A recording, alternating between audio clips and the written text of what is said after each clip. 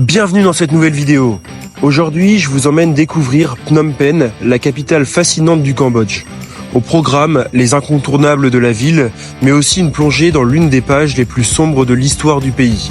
Nous parlerons du génocide cambodgien et terminerons cette visite par un lieu chargé d'émotions, S21, l'un des symboles les plus marquants de cette tragédie.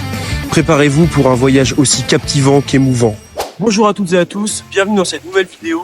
Alors aujourd'hui, on se retrouve au Cambodge, à Phnom Penh, où je vais vous présenter la ville dans son ensemble et plus spécifiquement le génocide du Cambodge. Vous allez voir, c'est vraiment une histoire hyper émouvante. Bon allez, c'est parti. Du coup, je viens d'arriver au Cambodge. Donc là, je pars pour mon hôtel. Normalement, il y a un tuk-tuk. Là, je viens de commander sur Grab. Donc Grab, c'est l'application, c'est l'équivalent de Uber en Asie, qui vient me chercher. Et là, on est parti pour l'aventure au Cambodge.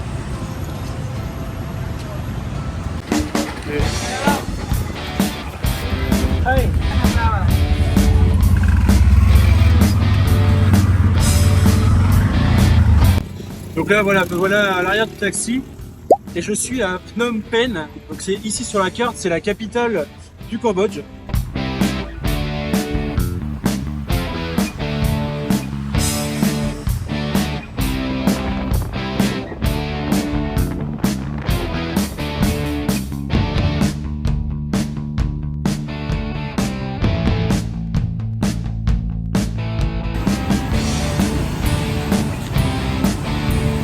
Bon, alors ça y est, je suis arrivé au Cambodge.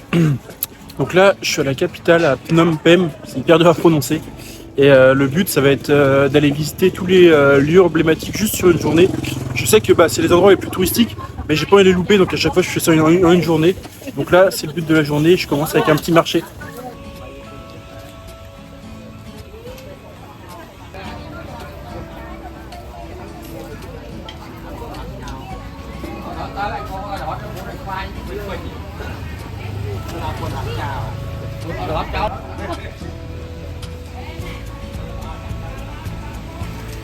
Là je suis dans la capitale, c'est déjà le 2 ou 3e que je vois. Donc c'est marrant, ils se baladent, ils se posent. Là ils se déplacent sur les fils électriques comme ça. Me voilà au premier temple, donc le premier temple il s'appelle Wat Phnom. Je suis désolé pour la prononciation, mais franchement c'est hyper dur à prononcer les noms des endroits au Cambodge. Et donc c'est un temple bouddhiste. Donc, le bouddhisme c'est bien la religion dominante. Après c'est le christianisme, mais il y a beaucoup d'influences bouddhistes. Donc, je vous montre à quoi ressemble le temple.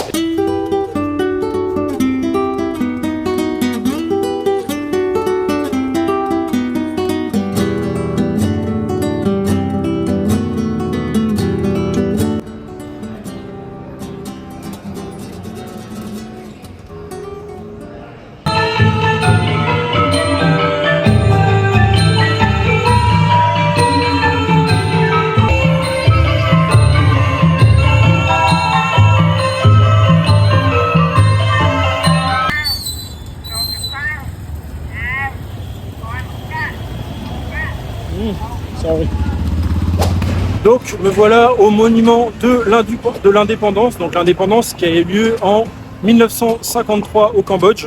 Avant ça c'était l'Indochine. Donc je rappelle, l'Indochine c'était un rassemblement du Laos, du Cambodge et d'une partie du Vietnam. C'est un petit peu comme l'Arc de Triomphe en fait, c'est un gros rond-point où il y a une statue monumentale au milieu.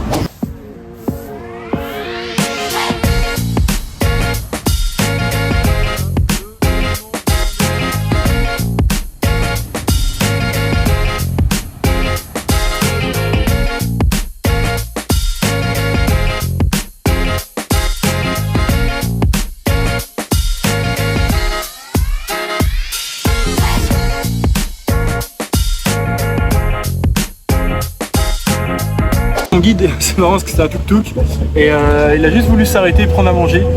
Donc il voulait faire une petite pause, donc là il est parti s'acheter à manger. Là après je vais aller visiter le musée qui parle du génocide du Cambodge. Donc je vais aller découvrir tout ça pour en savoir un petit peu plus et je vous donnerai plus d'informations quand j'arriverai là-bas.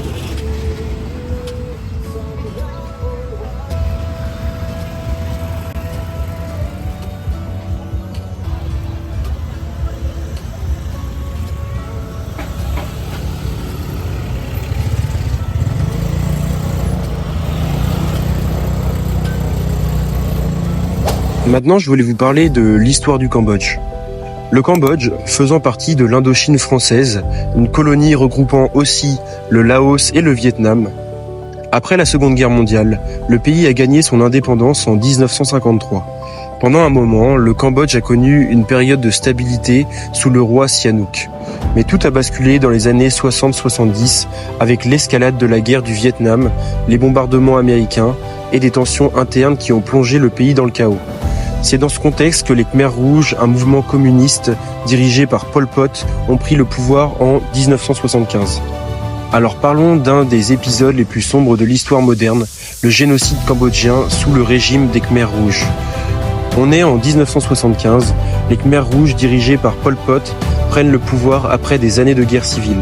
Leur objectif, transformer le Cambodge en une société communiste ultra-radicale, un État agraire, sans argent, sans religion, sans classe sociale.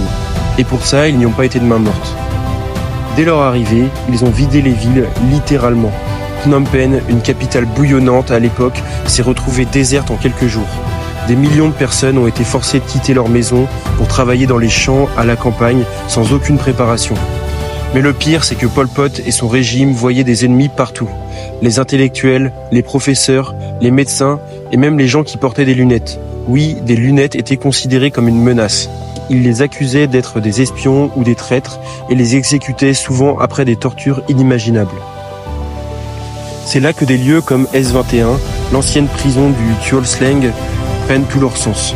Cet endroit, qui était autrefois un lycée, est devenu l'un des centres de torture les plus terrifiants du régime. Plus de 17 000 personnes ont été emprisonnées et seule une poignée ont survécu.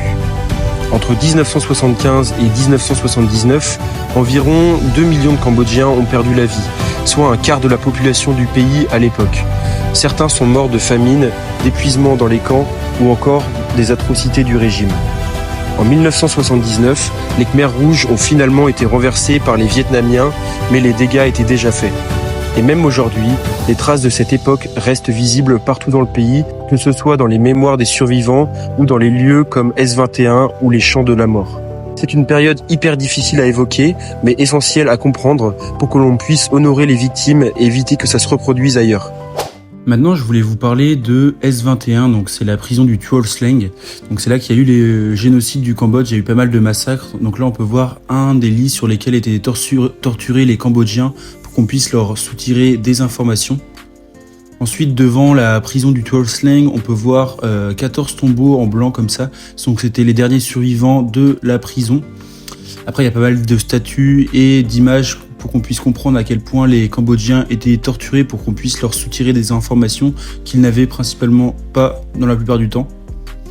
Après, on peut voir les images des dirigeants du Tuol Sleng, donc c'était Pol Pot. Et là, on peut voir tous les Cambodgiens. Donc, il faut savoir qu'il y a eu 17 000 morts quand même dans cette prison. Donc, on voit à quel point ils étaient affamés, à quel point ils étaient maltraités. Là, on peut vraiment voir qu'ils ont la peau sur les os et qu'ils sont traités dans des conditions vraiment inhumaines. Donc oui, c'était vraiment un moment très très difficile à voir toutes ces images. Après là, on peut voir du coup les cellules dans lesquelles ils étaient emprisonnés. Donc c'était des classes, ils ont fait des trous dans les murs pour qu'ils puissent communiquer de classe en classe. Et là, on voit à quoi ressemblent les toutes petites cellules. Donc ils pouvaient être jusqu'à 2 dans chaque cellule. Donc on peut imaginer les conditions de détention qui étaient vraiment difficiles, sachant qu'ils devaient uriner et déféquer dans ces cellules. Donc vraiment des conditions atroces. Et là, on peut voir qu'au premier et au deuxième étage, ils avaient mis des barbelés pour que les prisonniers ne puissent pas se suicider et sauter. Et pour terminer, donc il y a un mémorial au milieu de l'école avec les tablettes juste devant. Et sur ces tablettes, on peut voir tous les noms des Cambodgiens qui ont été recensés, qui sont morts dans la prison du Tuol Sleng. Donc là, je suis arrivé devant le palais royal du Cambodge, de la capitale. Donc je vous montre, c'est ici que vit le roi du Cambodge. Donc c'est magnifique, c'est un bâtiment qui est vraiment doré.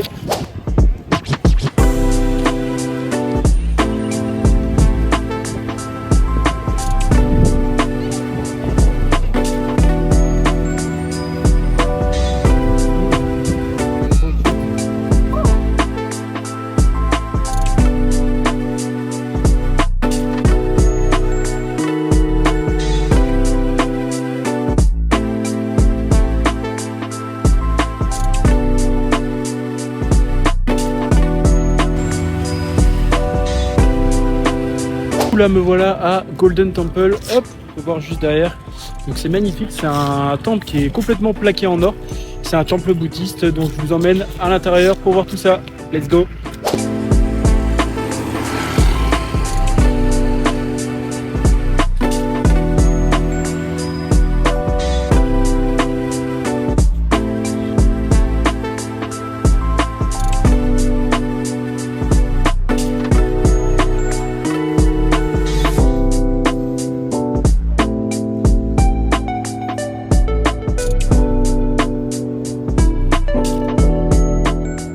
Merci d'avoir regardé cette vidéo sur le Cambodge. N'hésitez pas à me dire ce que vous en avez pensé en commentaire. Si elle vous a plu, mettez un petit like. Et si vous voulez me soutenir, n'hésitez pas à vous abonner. Et sur ce, je vous dis à la prochaine pour une nouvelle vidéo. Ciao!